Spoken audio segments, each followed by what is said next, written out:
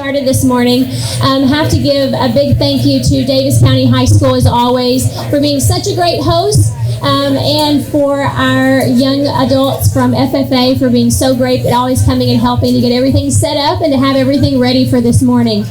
Make sure as you're kind of listening to the program that you're taking a look at your sponsors on your placemats and also on the screen. If you see those fine folks, make sure and tell them thank you for supporting the cause, and we always appreciate the support of that. To get us started, we are going to welcome up our Daviess County FFA President, Dawson Fulkerson, for our invocation.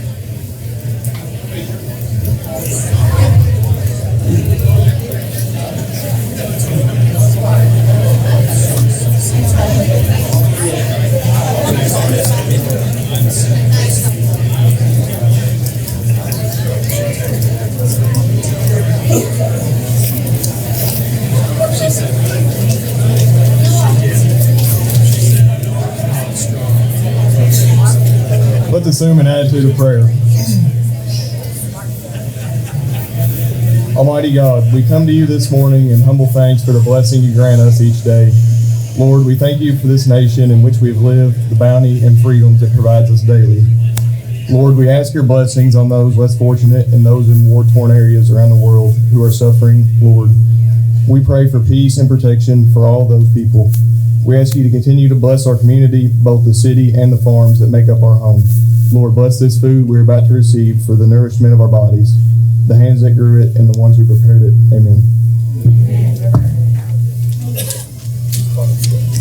If all of our FFA chapter can come up and lead us in the Pledge of Allegiance.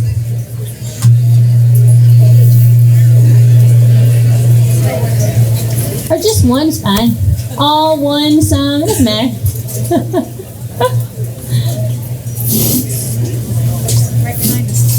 Perfect.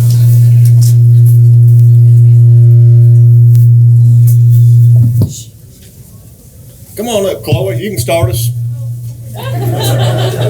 Just hit it with those first three words. I'll join you.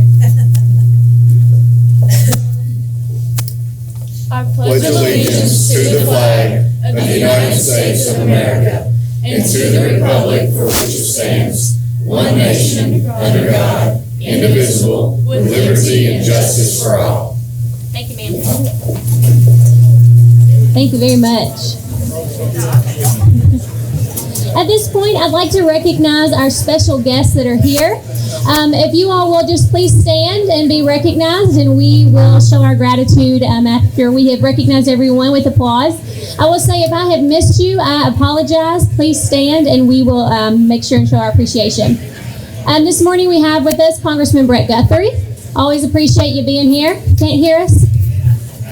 Yes? Can't hear? Oh, hey! Hey, Congressman. I'm getting mixed signals. Kyle, can you hear me?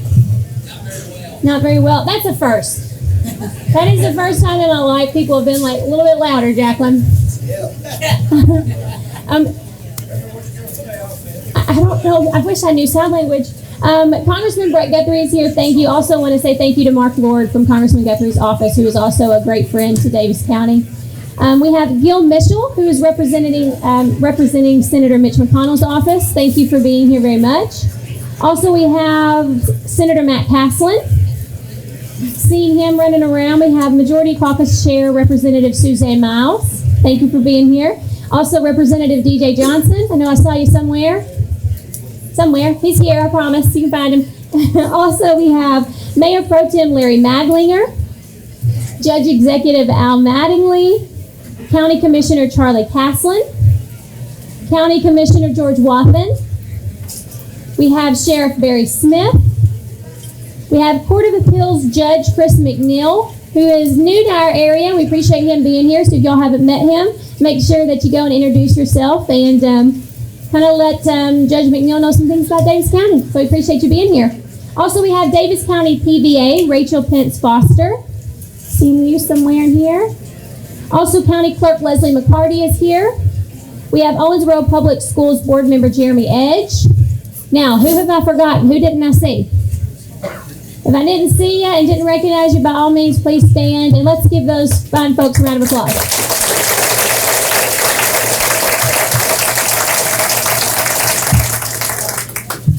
At this time, we want to congratulate and recognize our Yield Contest Award winners. You'll see this information. It's on your placemats there. If you are here, please stand so that we can recognize your accomplishments for the year. The 2021 Daviess County King Corn Production Contest winner, Daryl Hagan Farms. Some of you all are here. 324.96 bushels an acre. That's worth a round of applause.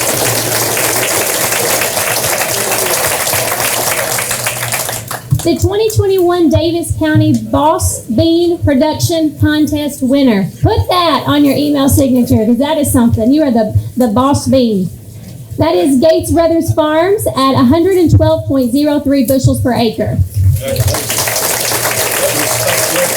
That was a state record, by the way. Way to represent.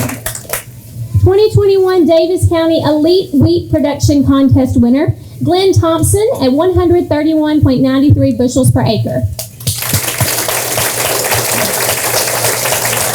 I believe I have shared this with y'all before, but I was the 1989 Miss Milan no-till. So I feel like kind of should be on this paper, but whatever. It's fine. It's fine. No biggie. I'm not bitter. At this time, we want to ask Congressman Brett Guthrie to come up and say a few things for us this morning.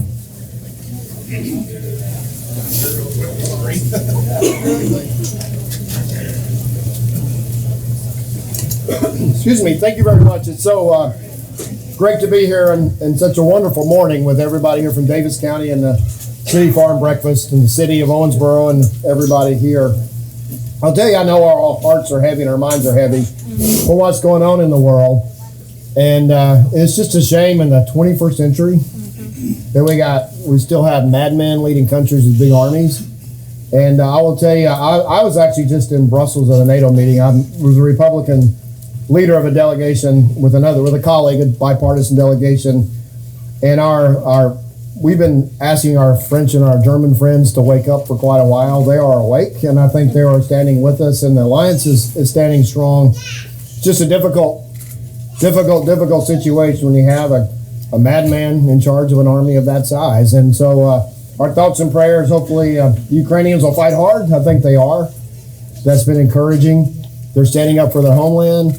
But we just need to absolutely pray that he doesn't take this beyond Ukraine into our allied countries, the Baltics, Estonia, Latvia, Lithuania, Romania, and Poland. If he does that, that's World War III. I mean, that's just where we are today. So please put your thoughts and prayers. The one thing I think we can do as a country to make our lives better and our allies' lives better if we will unleash American energy and go back to energy independence we were 2 years ago. That would be, it's just a stroke of a pen can do it. And so that's my big effort this week is to go back to Washington. We go back Monday and try to persuade. It's just unbelievable that we're not doing it. But try to persuade people who have the pen in his hand to unleash American energy. It will make gas prices drop here, and it will relieve the burden that our allies are going to take because they're dependent on Russian oil, as we're importing some Russian oil, quite honestly. So anyway, that's what we're working on, and so thoughts and prayers, and also this week the Farm Bureau is going to be in Washington. So some of you guys aren't here today from Farm Bureau, probably already traveled there, but some of you probably traveling this weekend. Be safe. I look forward to seeing you guys on Tuesday morning, and it's always great to be here to see the support of farm, the support of the city, and if it wasn't for you, and the reason everybody wants the Ukraine, because it is the breadbasket of Europe. It's the Daviess County of Europe. If you really look at it, the terrain's similar, the things are similar, and the farmers are productive, and that's why it's important. And so it just shows in the world access to food and access to food safety and security is vitally important, and that's why people want areas like that. And so we're blessed to have you because we don't have to worry about that. So thank you very much, and I appreciate you having me here today. Thank you.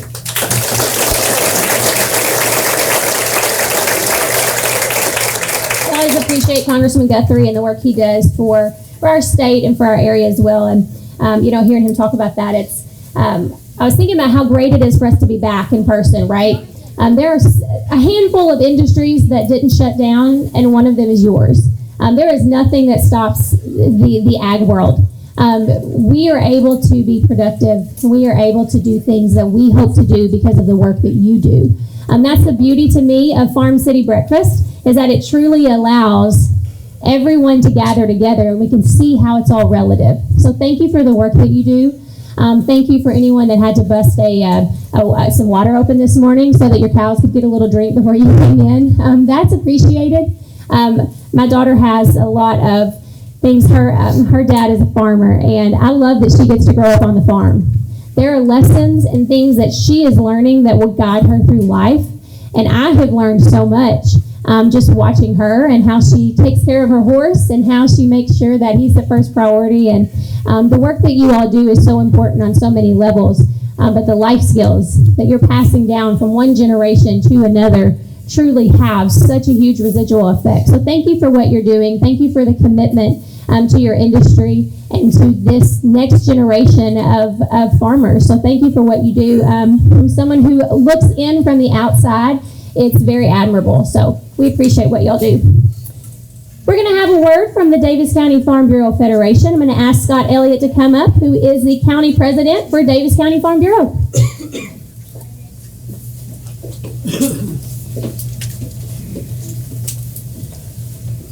Good morning. On behalf of Daviess County Farm Bureau, I'd like to welcome y'all to the Farm City Breakfast. We're glad to be back in person after our 2-year absence. And this year, Daviess County is celebrating its 100th year celebration. And thanks to our membership, has grown from 100 families to 11,000 members in Daviess County. And we want to renew our commitment to being the voice of Kentucky's agriculture for the next 100 years. And would like to thank you for helping with our organization's continued success and help us succeed on our next 100 years. Thank y'all for coming out today.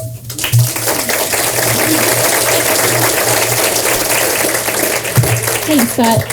At this time, I'm going to ask Brenda Clayton to come up for a little word from the Chamber of Commerce. She is our Chamber Board Chair. Good morning. Agribusiness, the agricultural industry has long roots in business here in Owensboro, Daviess County. And the Chamber's partnership with agriculture has been extremely important. And we feel like we have a lot of common goals. As our younger generation come back, your kids come back to farm, they want internet access out on the farm, and those are some of the things that the Chamber strives to promote and to achieve. We have common interests along the way. So welcome. Chamber's always happy for this partnership. It's extremely important to us, and we're happy that your businesses are part of the Chamber. And so welcome this morning. Thank you, Brenda. I knew I was going to forget something, and I would like to recognize, if you are on the Chamber Ag Committee, we're going to give it a break. Okay. Okay. If you are on the Chamber Ag Committee, will you please stand to be recognized? Thank y'all so much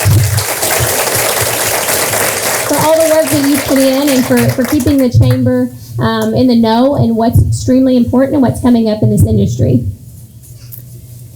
Up next, I want to welcome Philip Kaldbeck, who is the, I'm going to get this wrong, Green River State Vice President of Kentucky FFA Association. How bad did I get the title messed up? You got it perfectly. Perfect. Y'all hear that? Somebody write that down.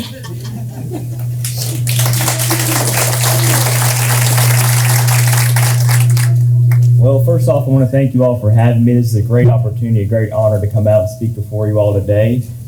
This is my high school, so it's great. It's great being back here, walking these halls, meeting with the members that I grew up, in FFA with, and kind of rekindling those relationships that I've had in the past.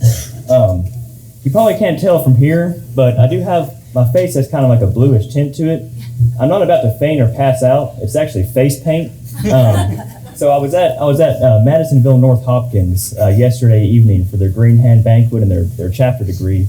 And following that event, we had our lock-in. We had a lock-in there, and so I was there from 6 p.m. to 6 a.m. just nonstop. And at some point, probably around 3 or 4 in the morning, they got the face paint out, and well, I was the first victim. So I tried my best to clean it off.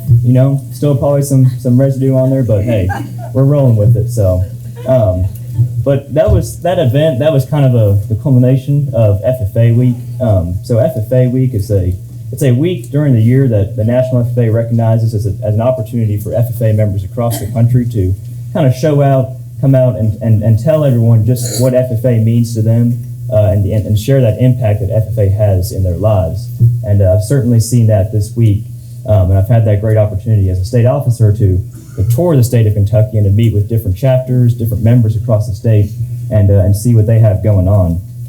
I've got to see green hand banquets, so freshmen, people that have just gotten into FFA, that are starting their journey in FFA, come out and get their degree.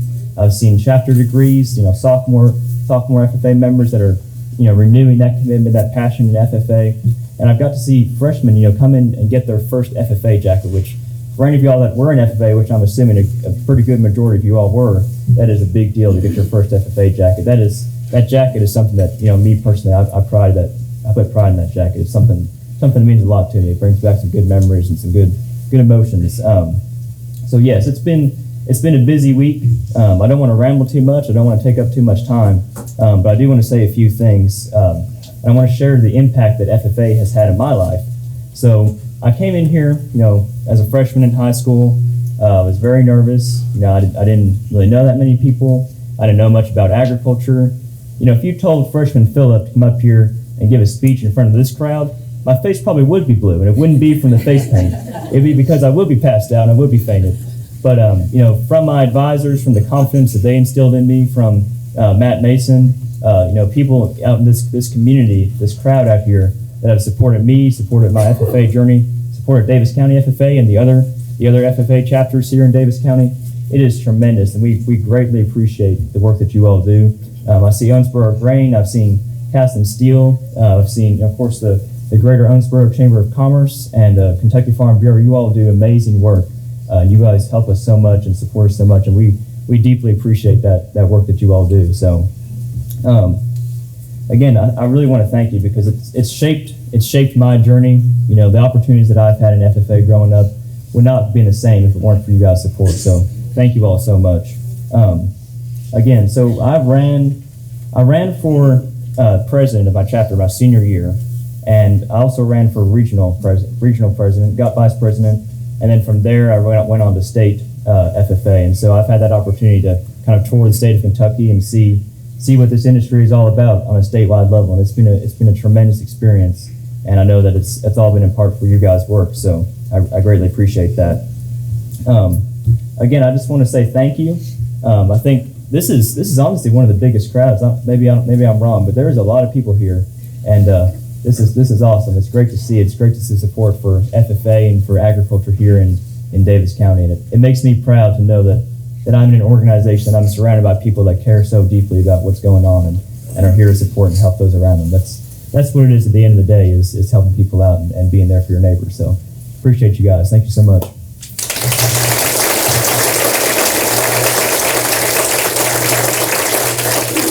This time I'm going to ask Debbie Zerner to come up, who will introduce our next guest speaker. Debbie is the Vice Chairperson of Daviess County Cooperative Extension Service and also the Director of Community Engagement at Owensboro Health. Good morning, everyone. Wow, it is awesome to be here. I was telling some folks it's just wonderful to be face to face. So thank you for this opportunity. I get the pleasure of introducing Chloe Ebelhair to you and also facilitating our great panel this morning. So just a pleasure to be here. Chloe Ebelhair is an Apollo High School student. She's an FFA student who was nationally recognized for her speech on mental health in farming and agriculture. Had the opportunity to speak with Chloe and Grace just a few minutes ago, and I will tell you this is a very difficult subject to talk about, and when we have someone as passionate and knowledgeable and willing to put herself out there to talk about this subject, all eyes should be on her and ears should be listening. She is an outstanding young student, so proud that she's from Owensboro, Kentucky. Chloe.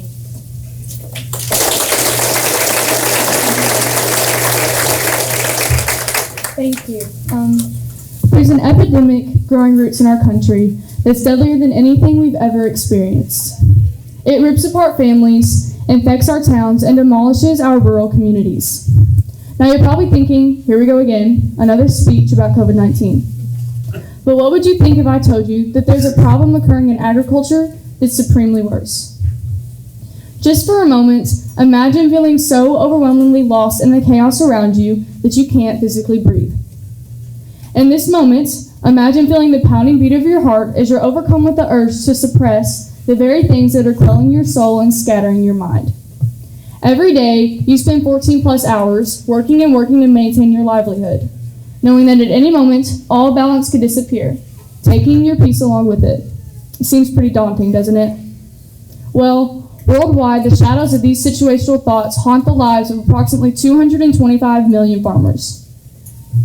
This epidemic I'm speaking of has single-handedly taken over our world on a widespread scale, and it's not even a physical infection. The mental health issues and substance abuse seen in society today are deadlier than any virus, and it plagues our agricultural communities at an exceedingly alarming rate. On a rainy day in Georgetown, Ohio, 3 neighboring farmers, overwhelmed by a bad crop season and a plethora of stressors, took their lives. In Daviess County, Missouri, a 30-year-old farmer shot the parents of 13 children purely out of anger and stress. And 10 minutes later, he took his own life too. In Kentucky alone, thousands of farmers have committed suicide in the last few decades, which is alarming to say the least. Overcome by worry, stress, anxiety over finances, and depression, those in agricultural communities face the struggle of pushing through the pain or ending it. Good morning, everyone. My name is Ebelhair, and I proudly represent the Apollo FFA chapter. Unfortunately, my family is familiar with the matter of suicide and substance abuse. A little over a year ago, I watched tears stream down the faces of the people I love because their son, lost in a mindset he couldn't control, turned to drugs and alcohol in order to numb his pain. When that was no longer sufficient, he decided once and for all to end his life. By making this decision, he left his child fatherless, his sisters brotherless, and his family devastated. I'm saddened to say that situations like these are starting to become common in agriculture. After speaking to Dale Dobson with the Kentucky Department of Agriculture on many occasions, his advice was to start a conversation, which is why this is something that I can no longer allow myself to ignore. No matter how nervous I get, I will take action, and I will speak out on this prevalent topic. You see, even though I'm only 16 years old, I've already seen firsthand how environmental factors and stress can push a person to their breaking point. Struggling citizens can drown themselves in alcohol or even drugs so they can escape the reality of the hardships they face. I'm ashamed to say that even though I've been exposed to the topic at hand, I wasn't even remotely aware of how prominently crippling this issue is until I agreed to write this speech. The stigmatism for mental health issues in agriculture is so great that when I told a friend I was giving a speech on this topic, she said, and I quote, "Ew, that's disgusting." And to be honest, I couldn't help but become infuriated. Those who suffer from substance abuse and addiction are often demonized by peers, even when the circumstances aren't in their control. Farmers may actually fear visiting a mental health facility because of the chances that word could get back to loan officers or other powerful farm community members that could possibly take advantage of their disposition. Also, these men and women are aware of the fact that they can't take antidepressants or anxiety medication and still work farm equipment due to the side effects that some medications may have, which could lead to severe injury, damaged equipment, or even death. They can't take time off for therapy sessions either because they have a livelihood to maintain. No farmer wants to be the person that loses a multi-generational farm. But today, the sad reality we face consists of situations like these. Recently, food prices have skyrocketed due to disruptions in the supply chain, adverse weather, COVID-19, and rising energy prices. The increases have affected items as varied as grain, vegetable oil, beef, butter, pasta, and coffee. They come as farmers around the globe face an array of challenges, including droughts and ice storms that have ruined crops, rising prices for fertilizer and fuel, and pandemic-related shortages that make it difficult to get products to market. Therefore, external challenges are piling up in addition to the cost of production. So whether you consider the ever-increasing H-2A wage rate, the availability of labor, competition for farmland, or regulatory uncertainty, there are many compounding challenges that are completely outside of our control. These issues are leaving thousands upon thousands of farmers with an invisible forest bearing down on their shoulders, and some break under that immense pressure. Isolated and presented with limited access to health care, men and women everywhere are reverting to taking their life or handing themselves over to alcohol or opioids. Suicide rates in agriculture are statistically 5 times higher than the national average, and even double the rate for those seen in veterans.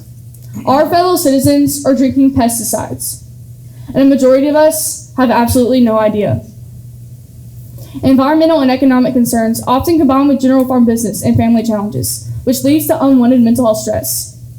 One consequence of this mental health stress may be suicide. Others can include alcohol or drug abuse, biophysical responses such as heart or blood pressure issues, domestic abuse, and more.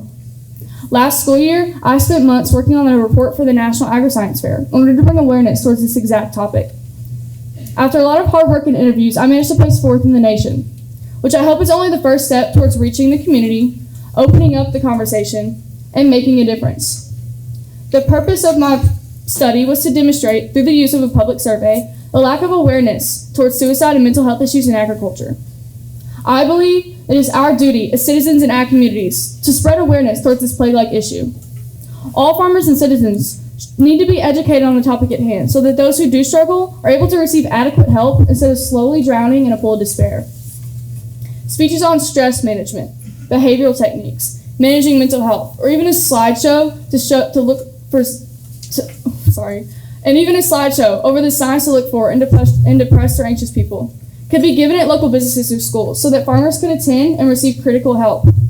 For example, the University of Kentucky led a program called BARN, which is bringing awareness right now, where teens performed skits and I gave a speech regarding mental health and agriculture to community members.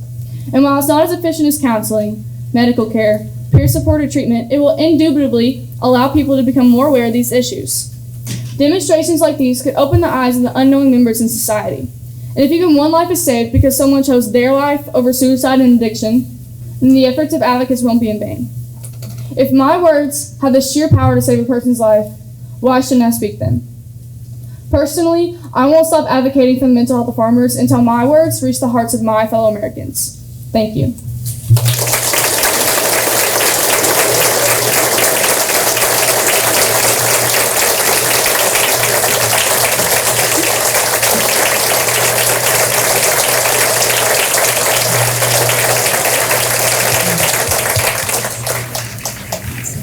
Thank you so much. That was fantastic, and I think that those words probably echo with everyone, maybe for different reasons. But what an incredible message from such a young woman. So I think that's something that we can all take away from today. So thank you for that. Debbie, if you want to come on back up, we are going to go ahead and get started with our panel for the day.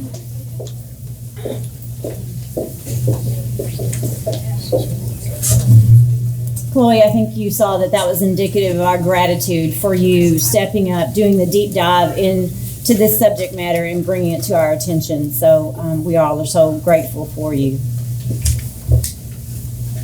As our panel is getting settled up here, I just want to bring a couple of things to your attention as we think about this topic. In the 2018 Farm Bill was instrumental in addressing mental health in agriculture. The bill appropriated $50 million over 5 years for mental health work with people in agriculture-related occupations, but the impact went beyond money. UK professor Joan Mazur spoke of the importance of that bill because she said, quote, "It said to all the farming community, this is a conversation we can have." In the fall of 2020, the General Assembly here in Kentucky passed House Bill 59 during its legislative sessions designate the Wednesday of National Farm Safety and Health Week, which is the third week of September, as Farmer Suicide Prevention Day. This will be annually proclaimed by our governor. Kentucky has appropriated $500,000 from its tobacco settlement money for a mental health and suicide prevention program. And last fall, Kentucky was awarded dollars from USDA to expand efforts to address stress, mental health, and suicide prevention among agriculture producers. Courses have been developed by WKU. Kentucky communities have become more active with awareness campaigns, initiatives, which have begun to teach agricultural community QPR, which is question, persuade, and refer, and many, many outreach activities. It is through the words of Chloe and others that we are now having this discussion. The Kentucky Department of Agriculture has initiated a campaign, Raising Hope, supporting healthy lives on Kentucky farms. And so just keep those things in mind as we hear from this very esteemed panel, both friends and colleagues to us here in Daviess County. And so I'd like to introduce to you Dr. Wanda Figueroa Peralta from River Valley Behavioral Health and Affiliates. Joan Hayden, she is not only, I could go on all day about Joan, and you all know Joan well. President of Hayden Farms, is on the Ag Committee for the Chamber of Commerce, and on and on. I'll let you elaborate on that. And a special guest as well is Dr. Julie Marfell from the University of Kentucky College of Nursing, who just has done immense work in this area. So, Joan, if we will, I'd like to start with you with a question. Why was this campaign, Raising Hope, started? And I know there's been a lot of local efforts, and you've helped to spearhead those. Why was it started, and why is it important, and what was the reaction from our community? I don't know if everybody can hear me out there. Maybe just pass the mic. Thanks.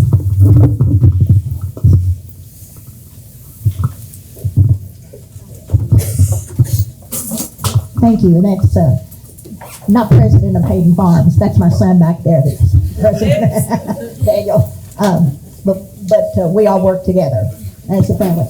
The reason we started this campaign, when actually in 2020, February, the world shut down.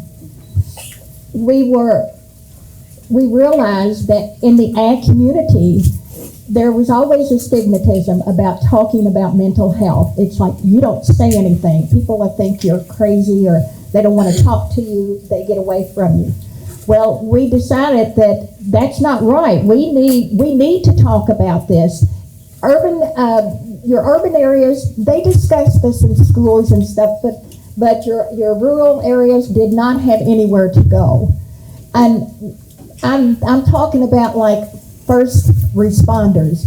In my mind, first responders for rural suicide would be your lenders. These are the people that these farmers see every week or every month. Your lenders and your hardware store guys, your parts store guys, they can pick up on someone. They can pick up on someone having a problem. That could be a first responder. That could be somebody saying, hey, let's talk. You know, you're talking about you're having problems with this and that. Let's talk. And just to help. So I've got a few little facts here I want to read. This is from a farmer, farm facts from a farmer in January of this year. He said, fact 1, inflation is the highest it has been in my lifetime. For you, that means higher gas prices and higher grocery prices. For farmers, that means nearly every input we use is more expensive. When you factor in the rising land values and rent, our cost of production is going up significantly. Fact number 2, fertilizer prices have increased 100% since last year at this time. Some fertilizers have more than doubled. Chemicals have also increased significantly. Some cases double over 1 year ago. Supply issues have also caused some availability issues for some of the more commonly used ag chemicals. Fact number 3, external challenges are piling up in addition to the cost of production. Whether you consider the ever-increasing H-2A wage rate, the availability of labor, competition from development for farmland, or regulatory uncertainty, there are many compounding challenges that are completely outside of our control. These facts mean that I am trying to figure out how to break even this year. Read that again. I'm going to work all year and pour hundreds of thousands of dollars into the ground and hope to end up with what I started with. The ag community, our products, our livestock is all market driven. It's like our input costs go up, but we can't raise our prices. We have no control over that. So it's all market driven. This guy hopes to break even. Thank you. Does anyone else want to comment on the reaction from the community, from the farming community on this campaign in terms of raising hope among each other? Dr. Marfell, I know there was an op-ed I read that you co-authored, and suicide amongst Americans is the 11th leading cause of death. But farmers in the farming community, you say, is more susceptible because of the things Joan just said. You have no control, and many businesses can control their prices. And many businesses aren't warranted by weather, and in one fell swoop, you could lose everything. So, in terms of the community's response to such a campaign and such a prevalence and difficult topic, can you speak to that?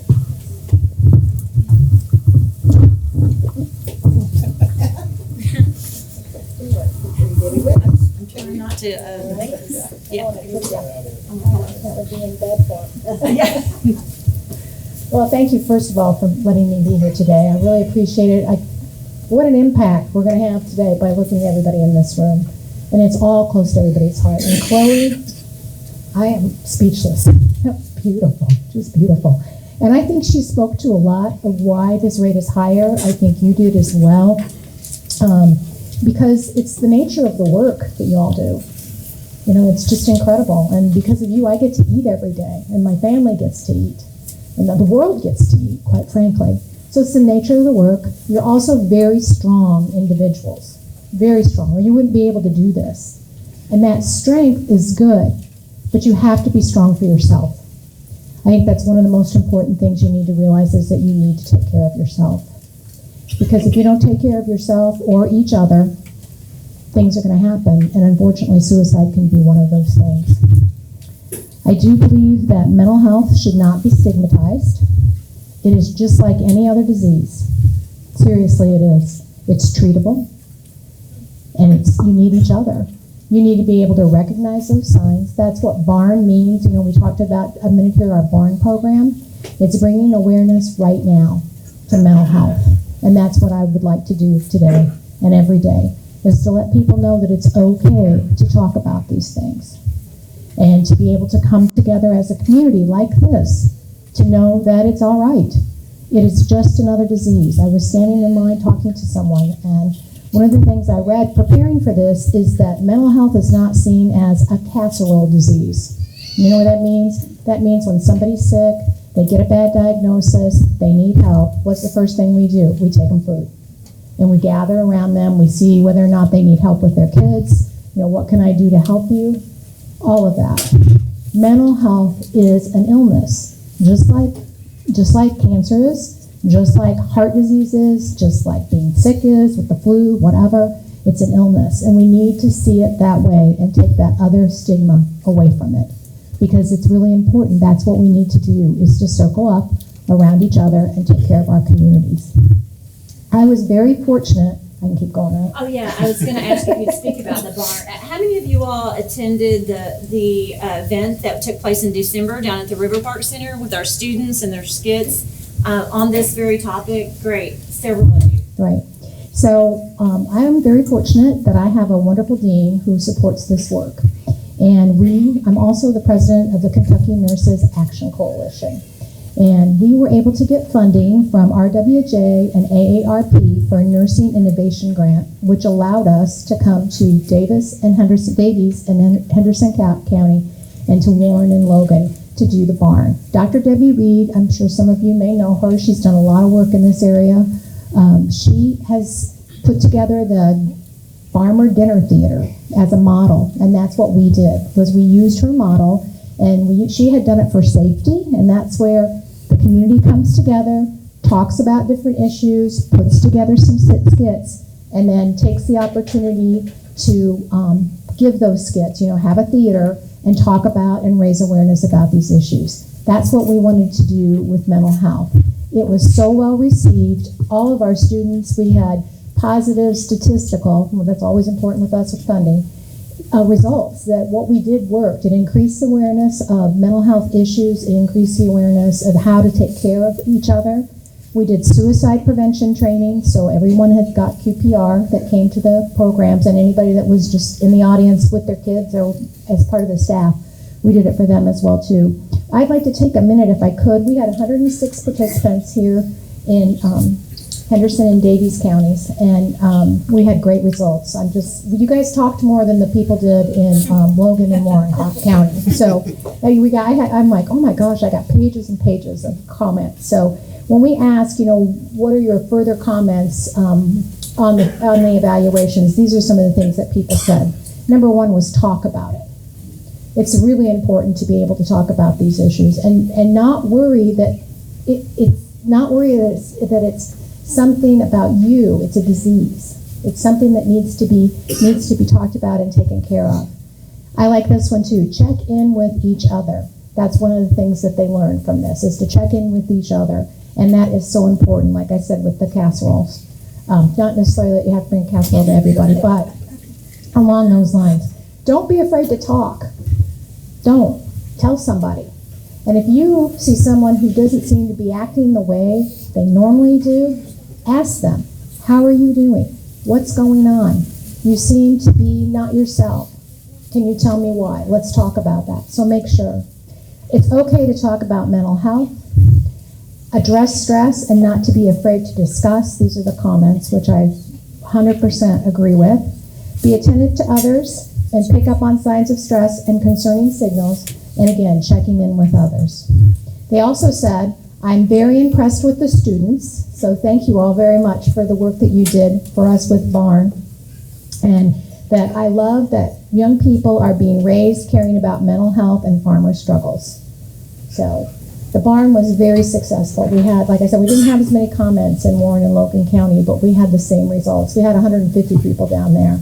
And just to be able to open the discussion means everything, because you just need to talk about it and get help. There's help out there.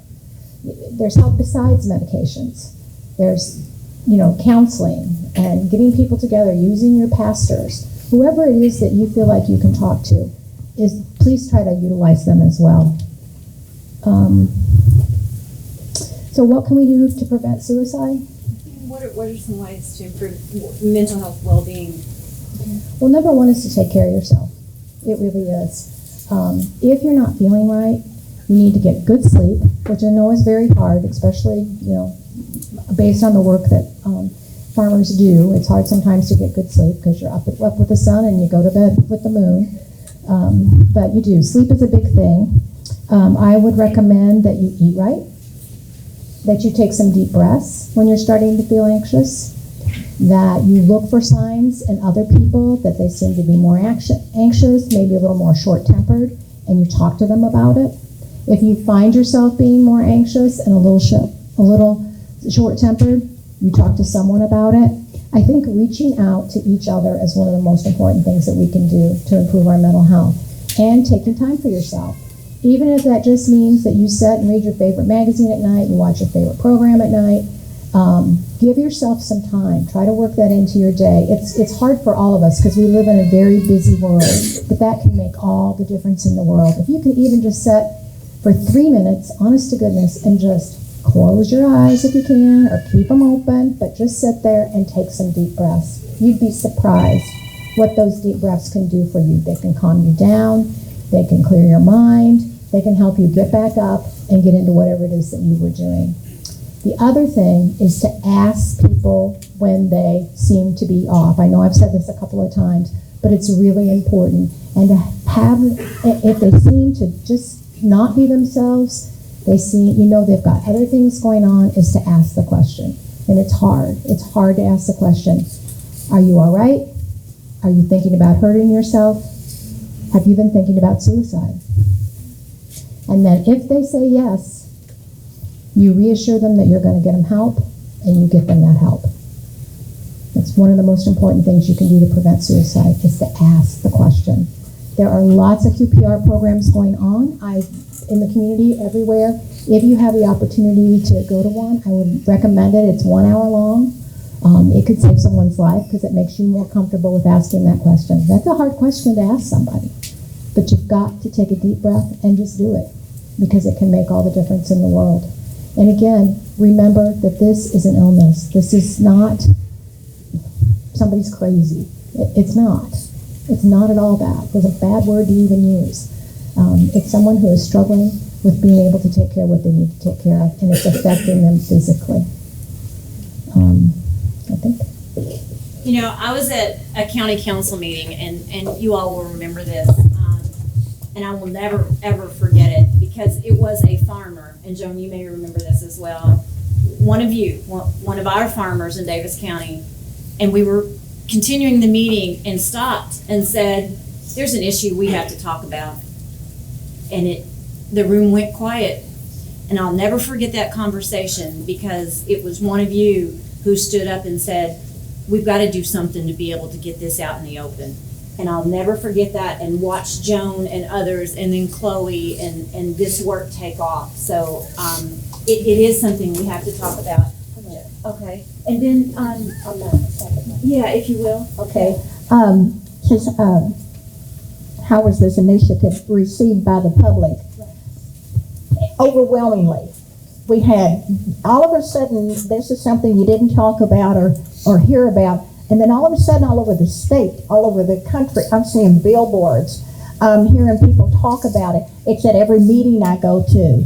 When we started this campaign, we printed up banners and put them out at different locations, even in Hancock County.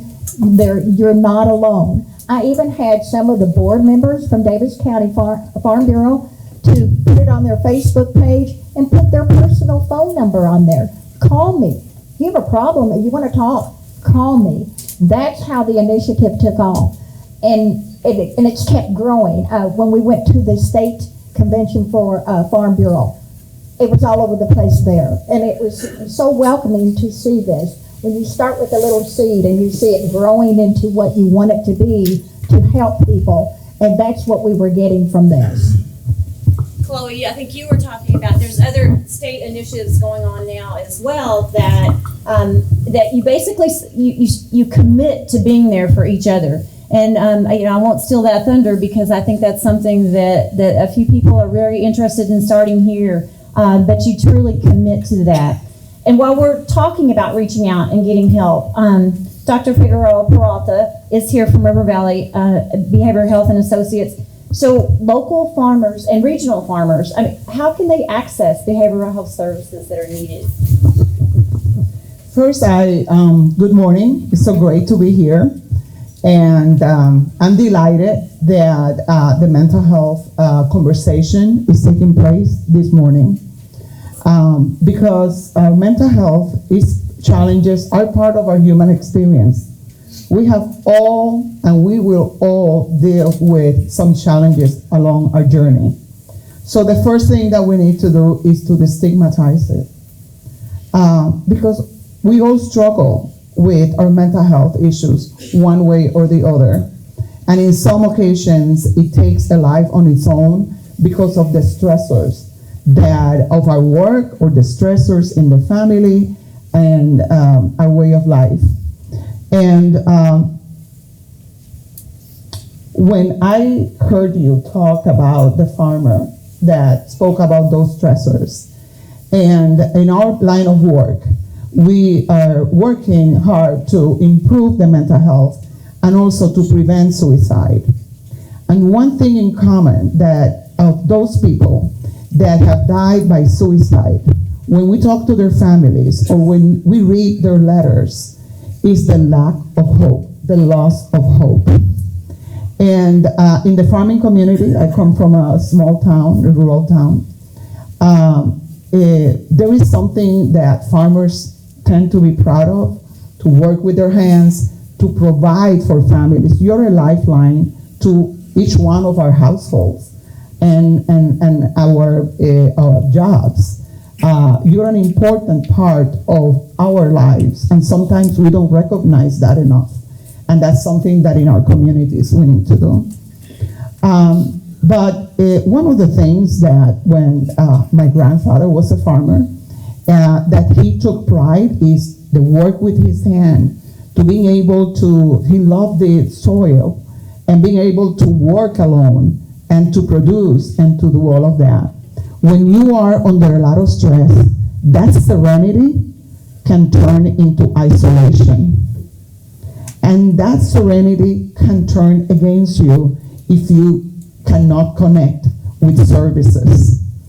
And the good news is that services are available and that people do care for you. This is a caring community. I have participated in so many panels and discussions and planning committees with you last year with the prevention suicide initiatives within the farming community and so many others. So there are a lot of services that are available. River Valley Behavioral Health is your regional community mental health center. And what is unique about our organization is that our services and our responsibility covers counties. It's not just Daviess County, cover all the counties.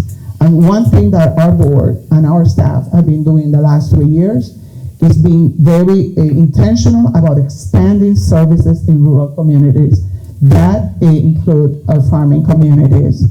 And along with the 24/7 crisis line that we have, and I will give you the number, it's 1-800-769-4900. That number, you can call that number 24/7. You can Google our name, look at put River Valley Behavioral Health Emergency, and that will connect you with a person, not with a voicemail, but with a person that is going to provide support to you. And 2 years ago, we were the recipients of a grant that really have changed how we provide services and have done a lot of good in our community. And that is the Ccbhc Grant. I know that Congressman Guthrie is here, talked to his staff like 2 weeks ago, and we need that support. He was the first elected official in the Congress that gave us a letter of support. So I want to give you an applause, Congress.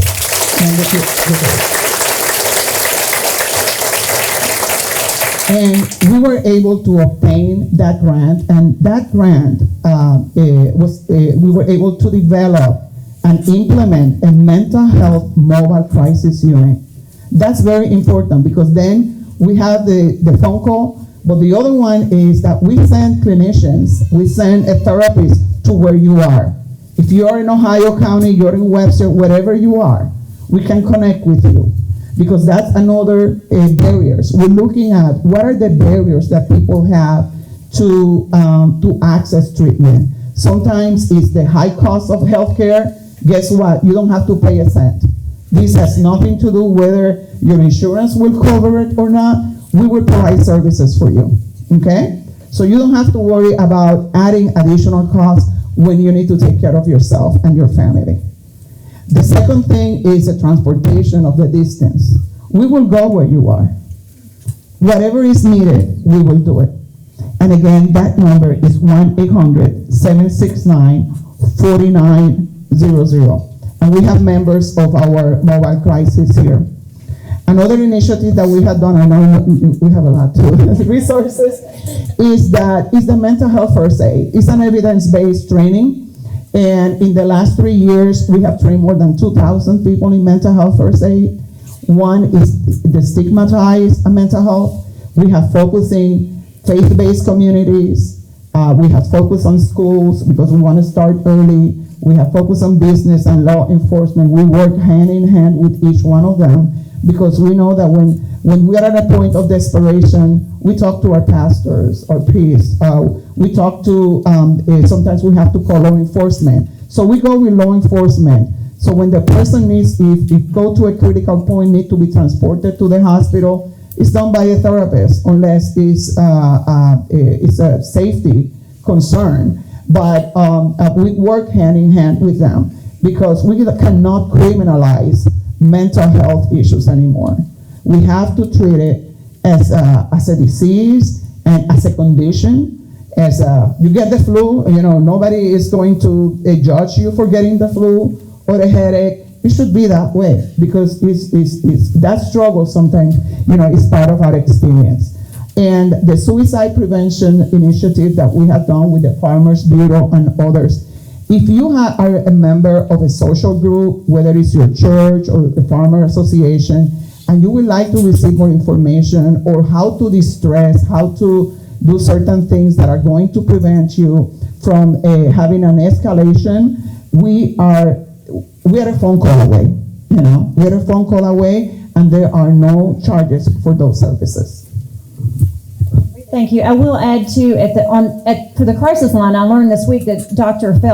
Lionel Phelps informed me that there is a special protocol that when someone identifies as a farmer or a farmer's family, there is a special protocol. I also learned that your crisis line, all of those who work on the crisis line team took the training that I was referring to that Western Kentucky University developed specific to answering those calls, and that's really, really important in access. Joan, did you have okay? Read the number again. Okay. 1-800. 1-800-769-4900. I hope you all received a blessing today from Chloe's words, but I hope you also received a blessing from these professionals in their respected professions, and as Daviess Countyans who are working so hard to address this issue, and we can't do it alone. So, Wanda has one more comment. In terms of the services that we provide, along with that first conversation or assessment, we provide therapy, we provide medication assisted therapy. So some people with therapy, that will be sufficient. Others might need medication, and research shows that the best treatment sometimes is a combination of therapy and medication at the first time. But we respect your choices. That's an important thing. We work with you and with your family, so it's not just for the individual. And our services are confidential. So if you live in a community and you don't want to go to that clinic for that community, we'll make arrangements and you can go to another place.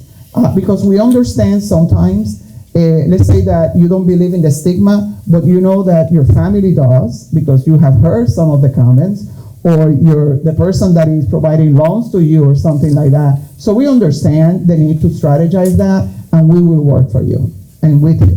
Thank you.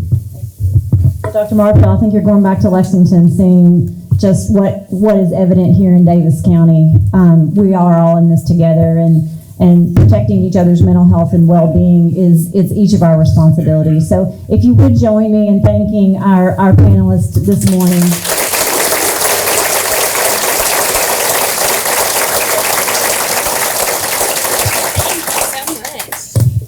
That was fantastic. I think in the panel and from our speaker, I think one thing to remember is that no matter what you're going through, you're not going through it by yourself. Sometimes we try to do that, right? We think we're Superwoman, and I do that. I think I can do everything by myself, and you don't want to burden other people, but please know that you're not a burden. You're a blessing to someone, to a lot of people, and knowing that you're not doing things on your own, and you have so many people who are really ready to reach out and kind of put their arms around you and pour into you, I think is really a comforting thing, and something that I know that I've taken away from today. So thank you for your vulnerability from being here and listening. I think that's step one. And one thing that I love about this industry is that so much of the work that you do is to preserve the past while also pouring into the future. And there is nothing greater than you can give tomorrow than yourself. So thank you for being here and being vulnerable for that. It is time for some celebrations, and I think that's a big part of why we're here and what we're doing. Going to ask Clint Hardy to come up, who is obviously Extension Agent, Daviess County Cooperative Extension Office, Chamber Ag Committee member. Going to ask Ms. Joan Hayden to come back. Oh, you're already here. She's like, I'm on it, girl. Chamber Ag Chair for the presentation of the Farm City Humanitarian Award. Y'all need help? Are you good with us? I think we're good. All right.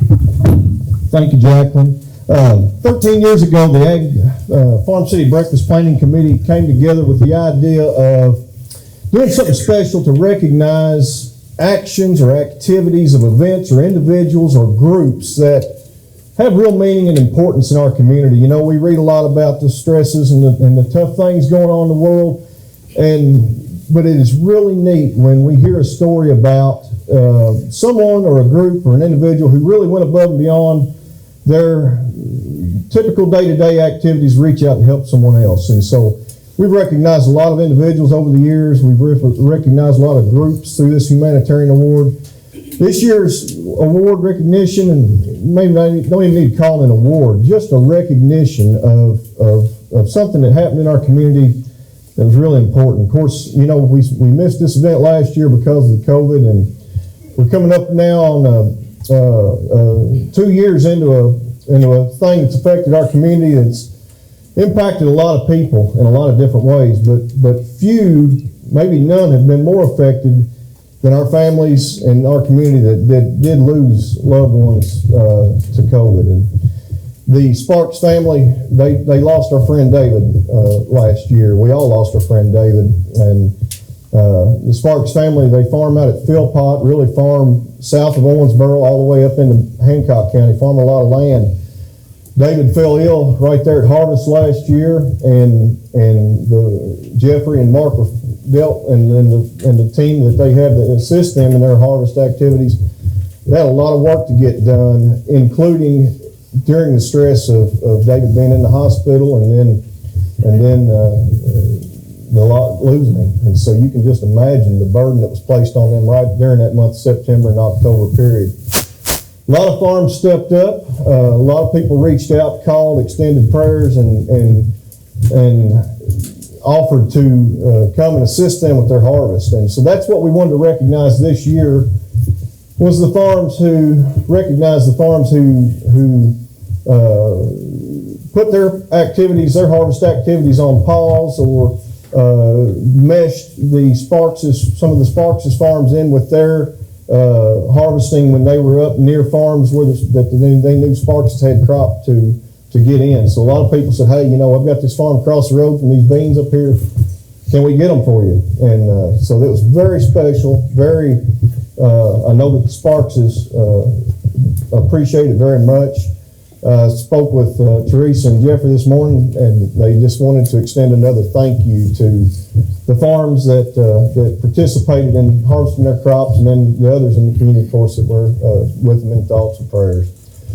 This morning we've got 10 farms we're going to recognize. Not all are probably here this morning. I've tried to keep my eye out for them, but we just want to recognize them and present to you all in this crowd, and then whoever is going to learn about this in tomorrow's paper or wherever, Facebook, that it's a very good community. We're very blessed to be in a community that certainly there's competition in farms, just like there is in other small business, but when things get tough on someone, we're a group of individuals and in our community that want to help and reach out to others. So we're going to recognize these farms, and there's 10 of them. If most of you know, I hope that we've called you. So Ebelhair Farms out at Sargo, and I don't know if Tony or Danny, I saw Danny. There's a plaque for you all. Others that you all know we've called. You kind of make your way up.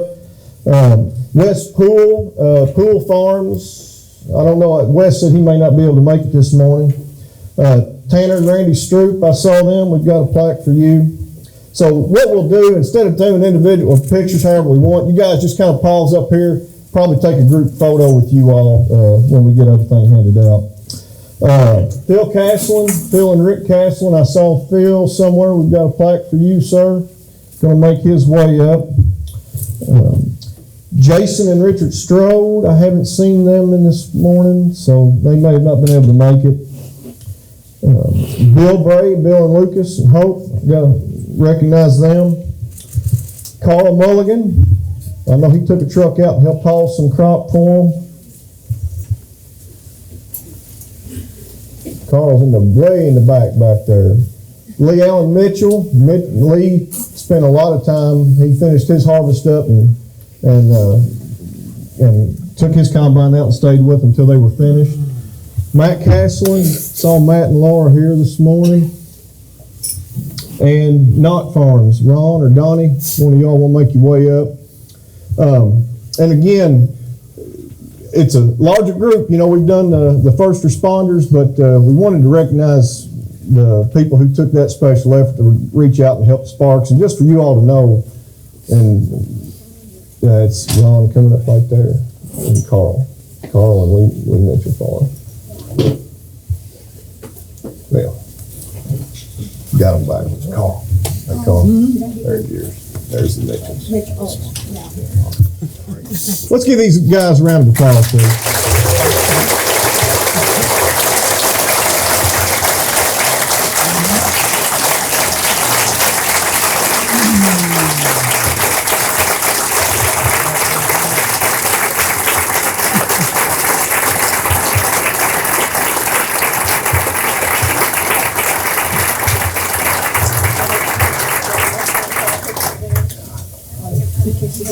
Yeah, y'all just, I know Leanne's getting some photos.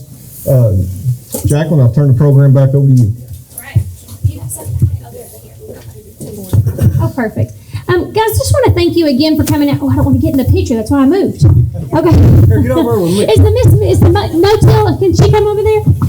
Guys, I want to thank y'all so much on behalf of the Greater Owensboro Chamber of Commerce, on behalf of Daviess County Farm Bureau. This is such a special day for all of us that get to be involved. It is so incredible to see your beautiful smiling faces again after having a little bit of a break. Thank you for what you do for our communities, not only in the fields but out of there. We appreciate you. We all appreciate being able to work with you. Hope that you all have a great weekend. Thank you for being here, and we'll see you again next year.